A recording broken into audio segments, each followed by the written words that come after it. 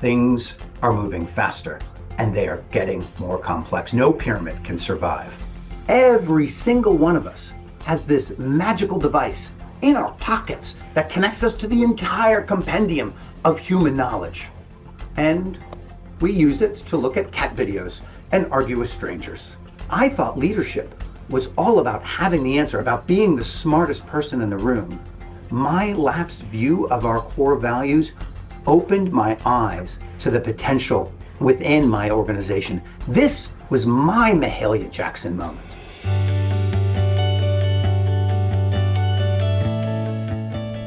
Thank you so much. It's a pleasure to be here.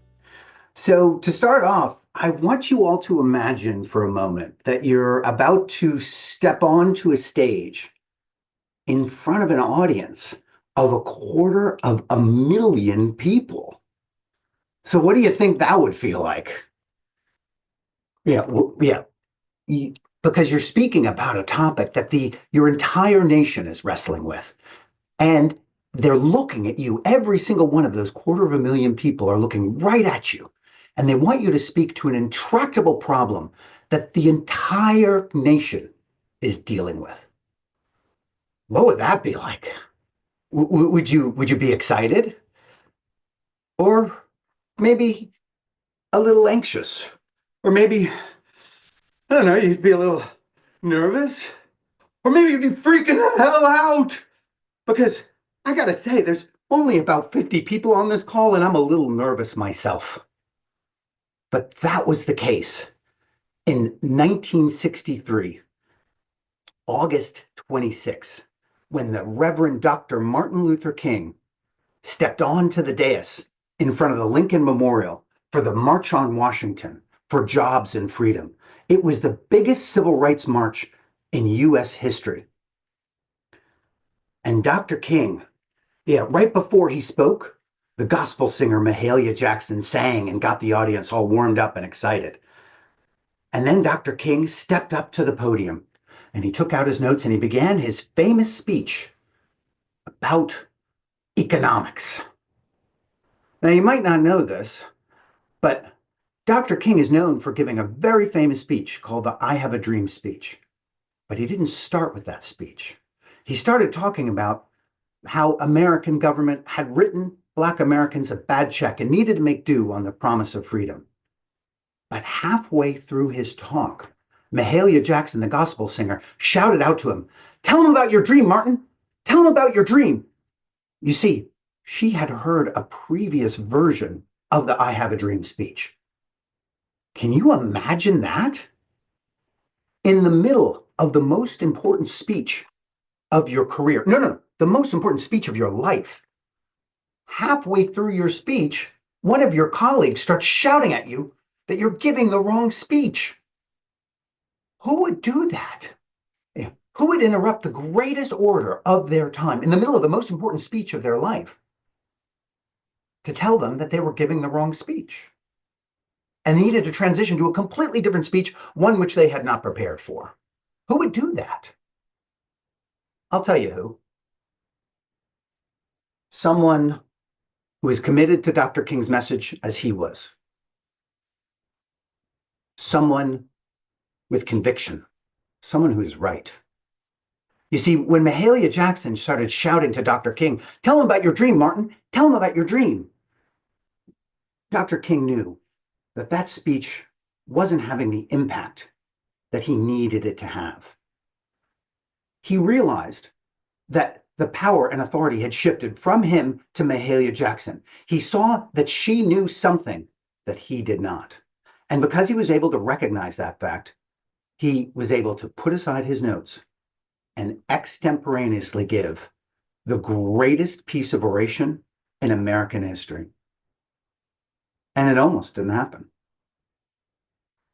Now, you might think that this example of abundant leadership, the abundant leadership that King displayed in the I Have a Dream speech, was a one-time thing. But it was actually a critical component of Dr. King's leadership methodology. So How many of you know a little bit about Dr. King and that he is the godfather of the American nonviolence movement? Please just wave your hands together if that's something you're familiar with. Wonderful. Well, not many people know this, but Dr. King used to carry a gun with him wherever he went, and he was surrounded by armed guards. Now, he was committed to nonviolence, but up to a point. He only applied for a gun permit after his home was bombed with his wife and children inside. But then he met Bayard Rustin. Now, Rustin was a civil rights leader in his own merit and was a Quaker and an outed gay man. And Rustin had a particular vision for the civil rights movement. He knew that if the civil rights movement adopted nonviolence, if it met violence with pacifism, it would send a powerful message.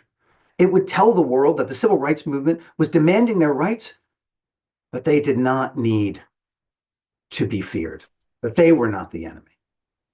He knew that if King adopted nonviolence, others would follow, even if they didn't believe it. And he also knew that nonviolence was the key to having white people join the movement.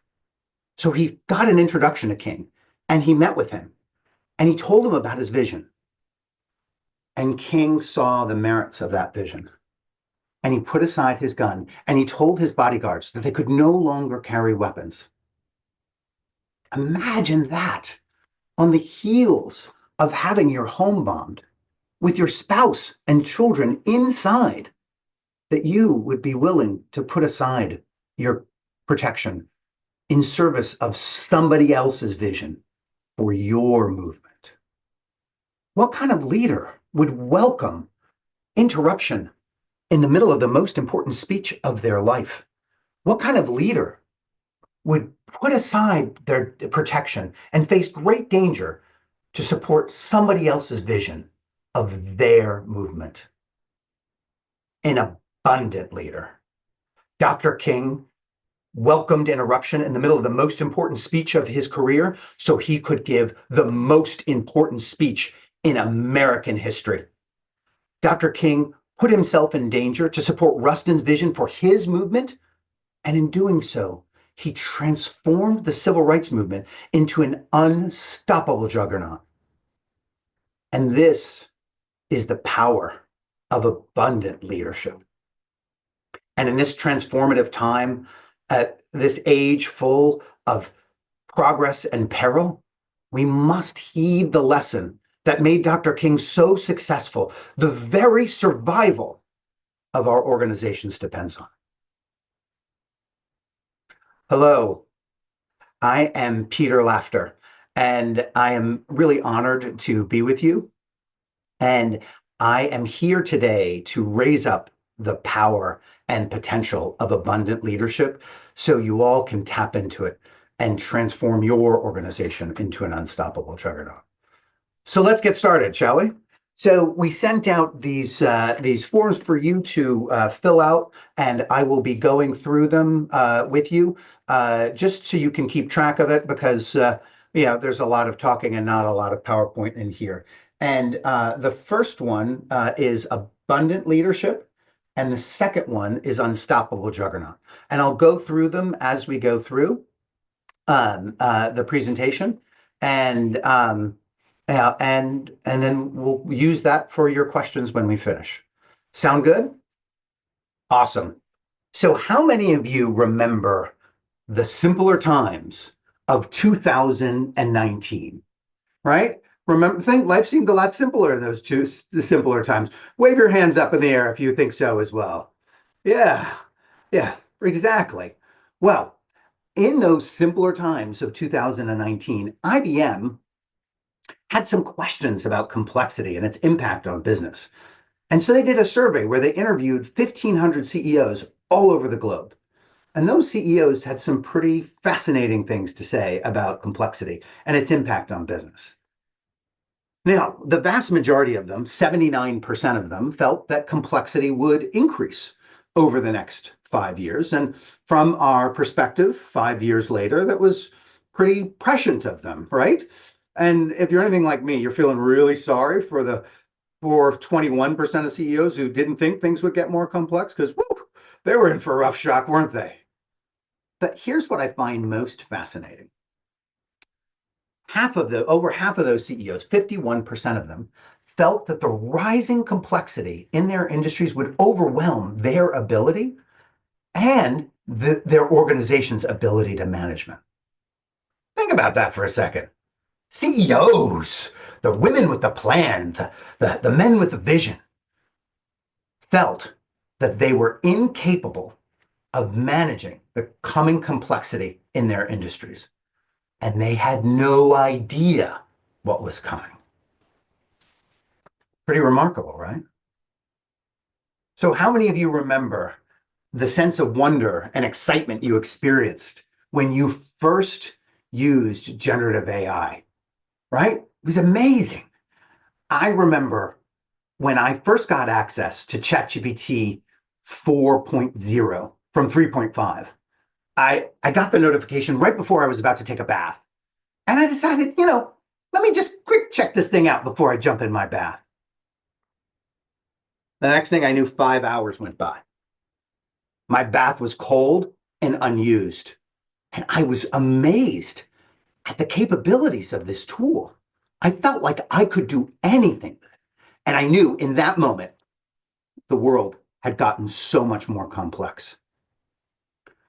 Because countless other people were having the same reaction as me, except they were seeing completely different possibilities. And the world was going to get more complex. ChatGPT was also the fastest adopted piece of technology in human history. Just 5 days after it was released, it had 1 million users in 5 days. Yeah, it took Facebook 4.5 years to hit 1 million users. Twitter, 5, Netflix, 10, but OpenAI did it in 5 days. Things are moving faster and they are getting more complex. The pyramid of command and control is collapsing before our eyes. And generative AI is transforming industries. Google's DeepMind created a powerful AI model called AlphaFold that is revolutionizing the pharmaceutical industry. It has predicted the proteins, how the proteins, over 200 million proteins will fold, something that used to be highly complex and very, very difficult. It would take a PhD thesis or an entire research team working for months. But AlphaFold, by freely releasing a database of 200 million different proteins, has supercharged drug discovery. And the pharmaceutical industry and the regulatory bodies that follow it have no idea what's coming their way. Things are moving faster and they are getting more complex. No pyramid can survive. The last 5 years have shown us how interconnected and complex our world is. A single event like the Ever Given can have rippling effects across industries. Joe, remember that ship that got stuck in the Suez Canal? Maybe the helmsman was checking Instagram as he was driving through the canal. But either way, this instance of distracting driving showed us how interconnected and fragile our world is. Things are moving faster and they are getting more complex. No pyramid can survive. As we've seen, the rise in technological development and the interconnectedness of our world are driving unprecedented levels of complexity and change. Leaders who don't adapt risk being left behind. The pace is relentless and the intricacies are vast.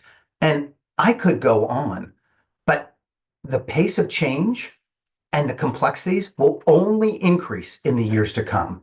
The fact of the matter is we have entered a new age full of disruption, technological advancement, and peril. Things are about to start to move even faster and move even more complex. So y'all know about S-curves, right? Yeah. Things that start really slowly, and then they get a little faster, and a little faster, and then they explode. At first, nobody notices. But then, yeah, things happen all at once. It's like the advent of the combustion engine in the United States. In 1907, 95% of all vehicles were driven by horses. But just 15 years later, in 1922, that 85% of vehicles were driven by the combustion engine. And that is just what we'll see with generative AI, only this time it'll be faster. But generative AI is only one of many, many different technologies that are coming to bear. Yeah, there's also 3D printing, robotics, quantum computing, nuclear fusion, green energy abundance, private space travel, CRISPR and genetic editing, augmented and virtual reality, blockchain, nanotechnology, brain-computer interfaces, and the lab-grown proteins. All of these technologies will have a transformative effect on our society and will shift the way we view reality and will shift business in unimaginable ways. You see, we used to have time between massive technological shifts, like we did between the railroad and the onset of electricity. We had decades, no more. Now these technological waves will start coming every couple of years. Yeah, and as those waves move closer and closer, they will start to merge. Right now, robotics is merging with generative AI, making this formally highly complex process available to everyday entrepreneurs. What happens, when they can bring innovative products to market that compete with your clients before your clients even know they exist? This isn't about speed. It's about exponential levels of complexity. As these waves accelerate and merge, it will create an unimaginably complex business environment. How will leaders react when quantum computing merges with generative AI, or when robotics merges with CRISPR and genetic editing? Or when everyday entrepreneurs with little funding or experience can threaten entrenched industry giants before they even know they exist? Things are moving faster and they are getting more complex. No pyramid can survive. How can we know that leaders will be able to manage the complexities in the coming year and create thriving opportunities for investors and other stakeholders? If 50% of CEOs in the way simpler times of 2019 doubted their ability to manage the coming complexity, what hope do they have today? And how can you and I possibly have faith that they'll be able to manage the challenges of our future? The truth is that they can't. Not alone, anyway. The famous CEO of General Electric, Jack Welch, said, if the rate of change on the outside exceeds the rate of change on the inside, the end is near. So if you take a look at your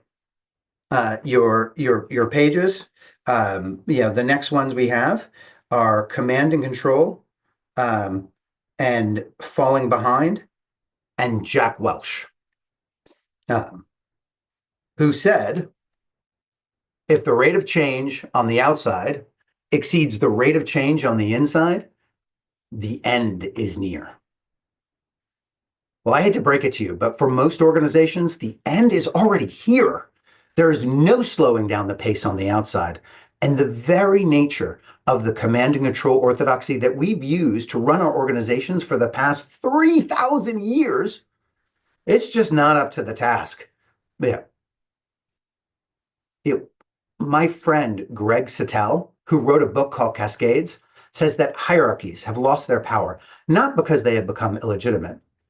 It's because they move slow and the world moves fast.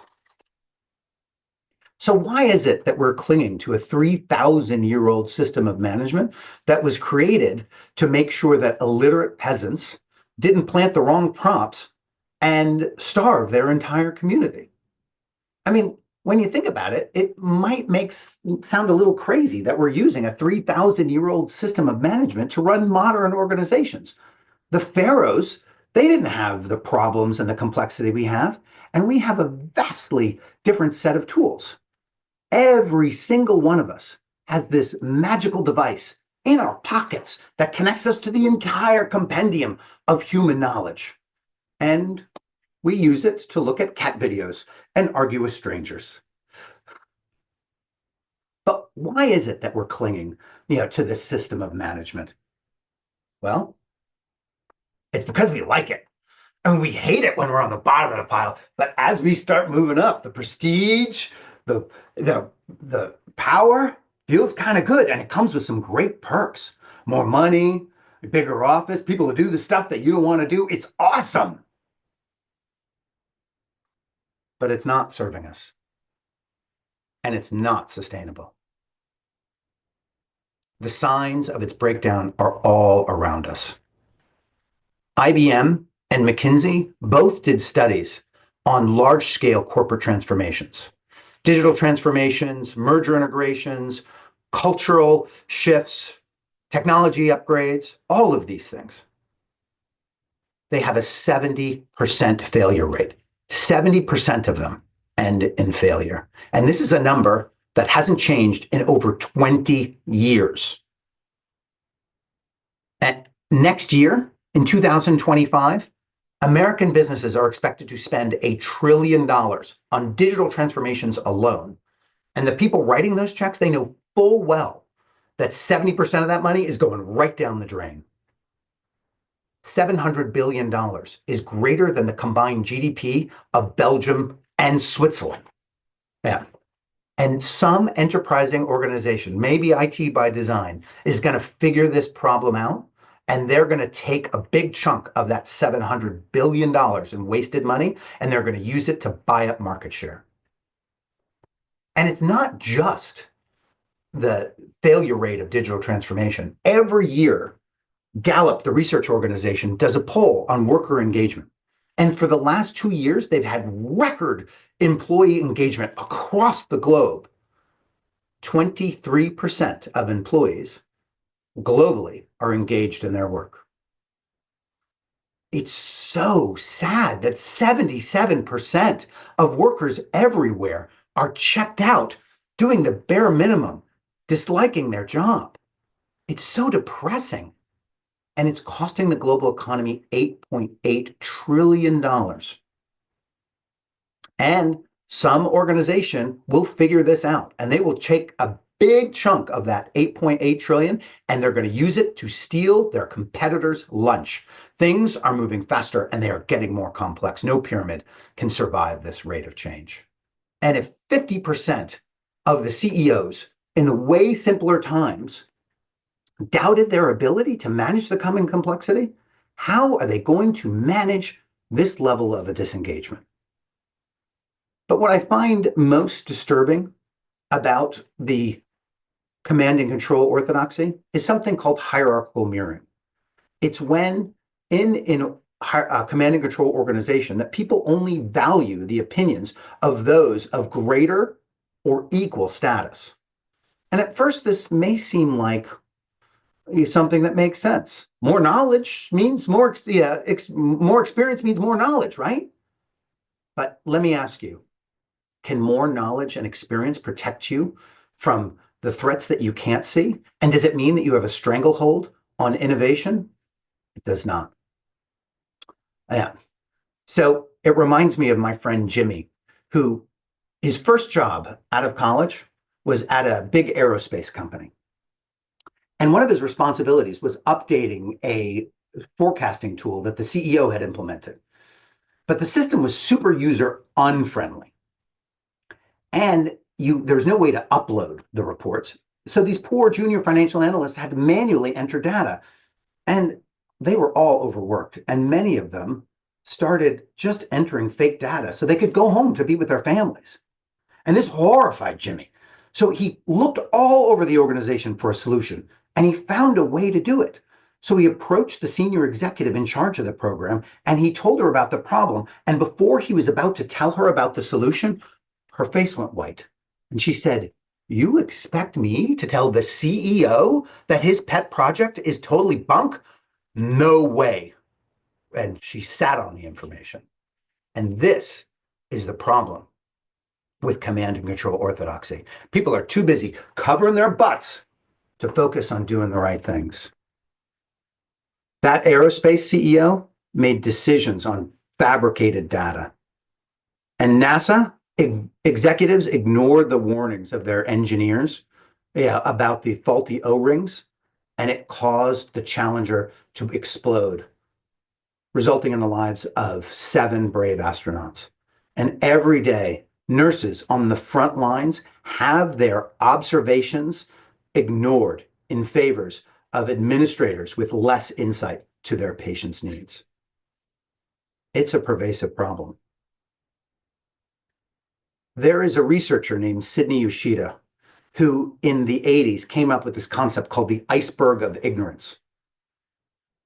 It's when he says that senior leaders are only aware of about 3% of the problems an organization faces, where people on the front line are aware of 100%. And this causes disengagement and frustration and failed projects. It's a pervasive problem. But there is another way. So Shruti said, I was an entrepreneur in the recruiting and staffing space. And about 12 years ago, we faced a major problem with Yelp reviews. You see, when Yelp came on the scene, our 5-star Google ranking tanked to only 1 star on Yelp. You see, it was a result of an unfortunate practice that we had developed of ghosting those candidates who didn't pass our assessment. Now, I justified this horrible policy, because I felt it was necessary to avoid candidates who didn't pass our assessments yelling and screaming at us when we told them that they didn't pass. And this was really hurting our ability to bring in good candidates, this 1-star review. And I was panicked. So I came up with a very, very complex, difficult to implement, stupid, and fakakta solution. And it took an intervention from one of my frontline employees named Becky to help me see the light. So Becky clearly saw that the problem wasn't the candidate's reaction to us telling them, but our failure to manage their expectation. So she proposed this really simple solution, that we tell them that they didn't pass the assessment and we manage their expectation about the importance of it beforehand. But I didn't believe her. I was convinced that my difficult, stupid solution was the only way forward. But then Becky got in my face. She said, Peter, what you are suggesting is a violation of our core values. This observation cut me off at my knees. I was powerless in the face of that. So I reluctantly agreed, but secretly planned to implement my solution as soon as Becky's failed, as I knew it would. Now, y'all know that Becky's simple plan didn't fail, right? Yeah, it was a resounding success, and it dramatically improved the lives of my recruiters who, unbeknownst to me, were suffering under this ridiculous policy. But this moment opened my eyes. I thought leadership was all about having the answer, about being the smartest person in the room. But Becky pointing out my lapsed view of our core values opened my eyes to the potential within my organization. This was my Mahalia Jackson moment. I realized that my very view of leadership, expecting myself to have all of the ideas, to be the smartest of the room, had cut me off from the insights and capability of my team. I didn't need to be the smartest one in the room. My team was brilliant. I didn't need to be the innovative room. I had an amazingly creative team. My job as a leader was to create the environment that allowed other people to shine, and the culture of collaboration that sharpened ideas and the structures to help them know when to make decisions. Letting go of command and control was such a relief. but it's a pervasive problem that impacts industries all over. So many leaders have faced that sense of helplessness, of not knowing what to do, the frustration of having people not do what you tell them to do. It has been the downfall of industry giants. But it doesn't need to be this way. Yeah, Becky showing me that light, opened up such possibilities. But for most organizations, they struggle with this. And when I mention, and what other options are there? Anarchy? Yeah. Don't we need people, to tell others what to do? This is something people ask me all the time when I talk about dismantling our reliance on the command and control infrastructure.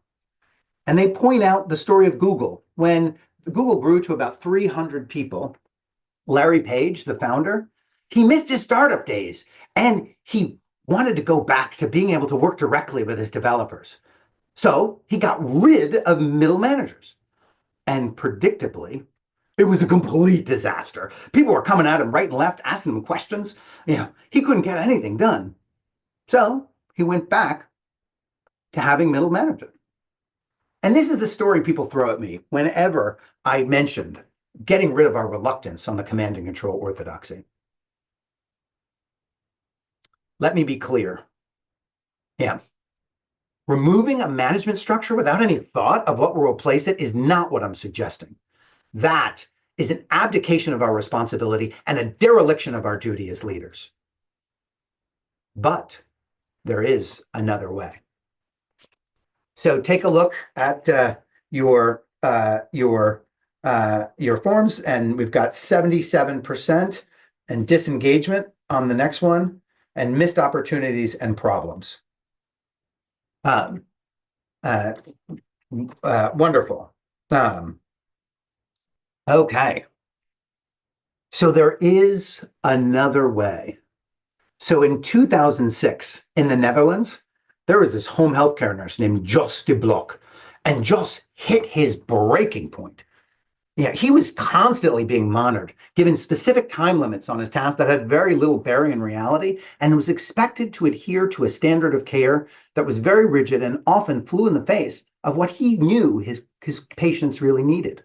So in 2006, him and 3 of his colleagues quit, and they formed Buurtzorg, which means neighborhood care in Dutch. Now, Buurtzorg revolutionized the home healthcare industry. They created self-managed teams of about 12 nurses who took care of 60 patients, and they revolutionized the home healthcare industry, focusing on community care and help and interactions with family. Buurtzorg, right out of the gate, started taking market share. And 12 years later, they had captured an 80% market share in a highly regulated industry. And their results were off the chart. They reduced the time their patients had under care by 50%. And they reduced the cost that patients had to pay, or the cost of their care, by 40%. And their overhead was just 8% compared to 30% of their customers. Can you imagine if you were spending 2/3 less than your competitors on overhead? What would you all do with that kind of extra profit? And Buurtzorg isn't the only one. Morningstar, a company that produces 40% of the tomato paste in the United States, operates under a distributed model.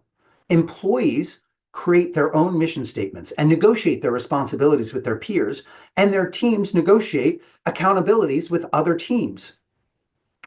No one in the company can tell anyone what to do, and they produce fantastic results. They are a privately held company. So their results are not public, but year after year, they produce 10% growth in both top line revenue and profitability. And their competitors, their average is 1%. Imagine outproducing your competitors by those margins. And what I find most fantastic is they have a very large migrant workforce. and they have a 95% year-over-year retention rate. And it's not because they pay them more. It's all in the way they're treated. And Buurtzorg and Morningstar, they're not the only ones. Many other companies are in that same field, like Gore and Nucor Steel and Haier, which owns GE Appliances. They all create some form of a distributed model.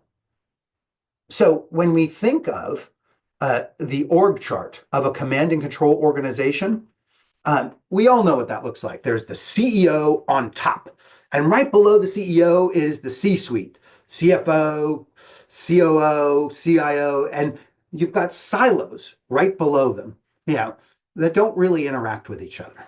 But in a distributed model, the org chart could look quite differently, like it does at Buurtzorg. It's like a hub and spoke with a small coordinating body in the middle and decisions being made by the independent nurses around the side, sharing information.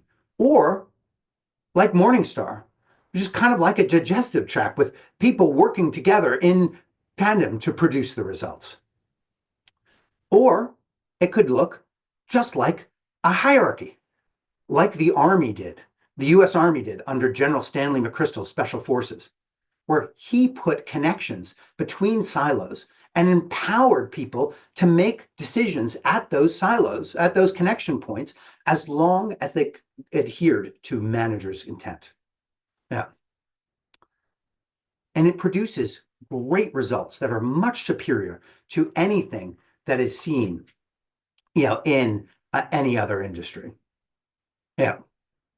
Now, many of you might be a little skeptical about distributed leadership. It might sound like if distributed leadership was so great, why aren't there more companies doing it? And and it sounds like a lot of work or really hard. And you're right, it is really hard. In fact, it's impossible, to move from command and control to distributed leadership. Certain things we need to experience before we understand them. Homer, the Greek poet, couldn't see the color blue because the word blue hadn't been invented yet. It's true. He described the Mediterranean, some of the most blue waters in the world, as dark and dusty. The Mediterranean. Yeah. There's certain things you can't understand until you experience them. Like in the 90s, I wanted to learn how to rollerblade, but I couldn't figure it out. It was too hard. I couldn't turn. I was falling all the time. And my friend Andy told me, no, learning to rollerblade, it's all about using your edges. And the only way to learn to use your edges is to travel at speed, something that I couldn't do because I didn't know how to rollerblade. So Andy's solution? Suicide Hill, the steepest hill in downtown Brooklyn. And he took me up onto that hill and he got me on top of the hill. And there I stood terrified and looking down at this 8-point grade. And Andy said, go. And for some reason I did. I started jumping down, sailing down that hill faster and faster. Things were moving so quick and I started to panic. And Andy shouted at me, turn hard. And I did. And I turned and I went straight toward a brick wall. So I turned again. And this time I started heading straight toward a woman walking her chihuahua. So I turned again. And this time I was going straight down the hill, right toward traffic. And at the last minute, I turned again and I skidded to a stop like a boss. And I knew how to use my edges. And just like I needed to risk my life on Suicide Hill to understand what that meant, we all need to experience working in a distributed model so we can understand it. Companies like Buurtzorg and Morningstar, they were founded on the concept of distributed leadership. They had years to experiment, to try things out.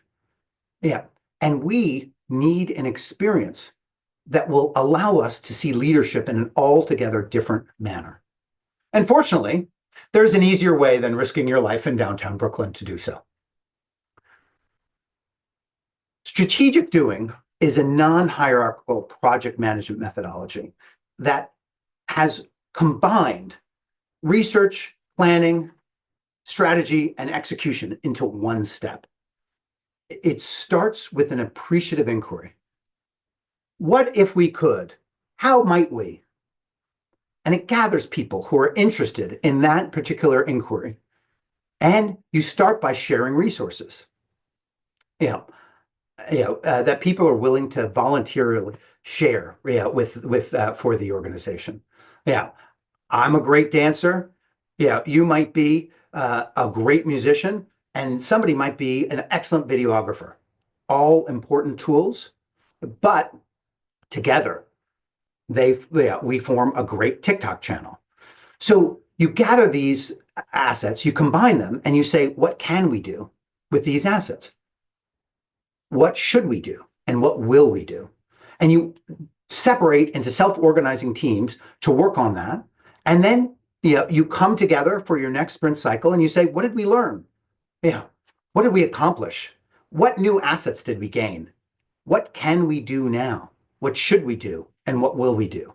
And this process of coming together and breaking apart, of working in an altogether different environment, of sharing leadership, you learn the game by playing it.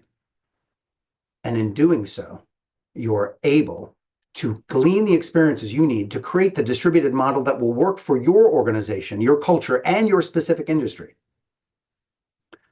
And now is the time to start to experiment with distributed leadership. Yeah. Before a competitor comes out of left field and cuts you off at the knees. Because the fact of the matter is organizations are on a razor's edge and they don't even know it. Everything right now is okay. But in a moment, things can change and they won't. That's the way it went for Nokia, who in 2006 was the world's largest phone manufacturer. But their leadership, they didn't see the opportunity in smartphones and they failed to react. And it resulted in decimation of their market share and their business. And they were acquired by Microsoft for a fraction of what they were once worth. And that is what it will be like for these for organizations that don't adapt. Everything will be fine, and then it won't. The life cycle of great companies is shrinking. It used to be that the lifespan of a company on the Standard & Poor's Industrial Average was 62 years. But in 2015, that number had shrunk to just 18 years. And in 2027, it's expected to go down to 12. And frankly, I think that's an optimistic number. But the life cycle of our great companies is shrinking dramatically. And it's because of the increased complexity of our world. And business leaders face tremendous pressure. 65% of them report being burnt out, with 35% of them reporting that burnout is extreme. Our reliance on our command and control infrastructure is destroying our organizations. But what I find most alarming is something that I call the Deming effect. Edwards Deming was the father of total quality management, and he brought his message to American manufacturers who didn't listen because people were buying their crappy quality, and they didn't need to. But then Deming went to Japan, and the Japanese manufacturers loved what he had to say, and they used it and brought back their products, their superior quality products to the American markets, and they were kicking the Americans' butts. Then the American manufacturers went back to Deming and said, "Hey, Deming, can you show us that total quality management again?" Deming used market forces to create mass market change. And right now, organizations are experimenting with distributed leadership, and they are coming to steal market share right and left. And distributed leadership also, opens up opportunities for leaders who are suffering. Being the sole decider is a lonely place, and it cuts you off from the insights and capabilities of your team. And it doesn't need to be this way. Adopting distributed leadership, opens up great doors, and it gives people the opportunity to transform their operations. This will open up such possibility for organizations. It will, what would happen if everyone in your organization were coming up with ways to to make the lives of your customers better, to remove inefficiencies, for innovating. Yeah, all without being told to do so. Distributed leadership and abundant leadership opens up a cascade of innovation and productivity that supercharges organizations. Imagine what would happen to your career if your entire organization was constantly innovating. What would that rocket-like growth do for your career? And it's not just about creating a thriving organization. It's about creating a thriving world. If we are to solve the intractable problems that face our species, the problems of the environment, the problems of inequity, that are causing so much strife, we must make a change. And when we connect the primal act of bringing our daily bread to the process of earning our daily bread with collaboration, people will bring it to their families. They will bring it to their communities. They will bring it to their institutions, and it will seep into our politics, and it will change the world. Abundant leadership isn't just about creating thriving organizations. It's about creating a thriving world.